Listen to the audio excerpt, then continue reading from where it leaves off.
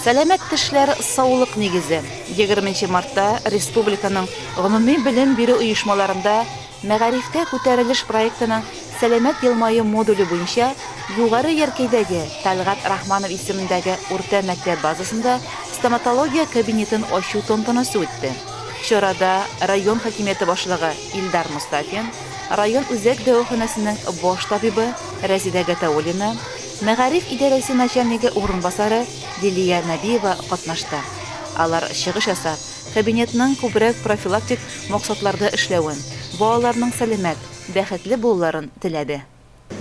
Мы очень рады, то, что наша республика обращает внимание прежде всего на здоровье детей, и оно в рамках программы «Взлетай» в школе имени Талгата Рахманова, прежде всего в нашем районе, начало реализовывать именно эту программу.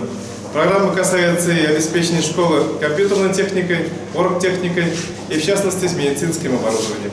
Белем бирү учреждениесе директоры Гөлнара Шафикова, ата-аналар комитеты рәисе Гөлшат Гилмиярова, заманча медицина корылмалары белән җиһазландырылган теш дәвалау бүлмәсен булдыруга булышлык иткәннәрнең барысына да рәхмәт сүзләрен белдерде.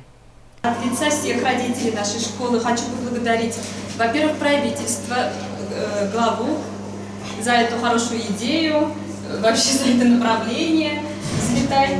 И самое главное, что в нашей школе теперь этот кабинет появился, ведь здоровье зубов – это очень важно. Мәктәп укучылары рәхмәтләрен музыкаль чыгышлар, шигъри күчтәнешләр аша җиткерде. Улыбайтесь, господа, улыбайтесь!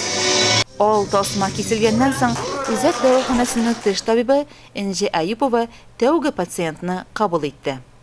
От имени стоматологии хочу выразить огромную благодарность за такой красивый, укомплектованный кабинет. Оборудование очень хорошее. Будем проводить профилактические мероприятия. Мәктәпләрдә мондый кабинетларның барлыкка килүе уку процессында мөһим роль уйный.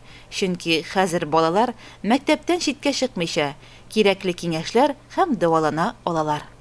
Айгөл Муллаянова, Илеш телерадиокомпаниясе.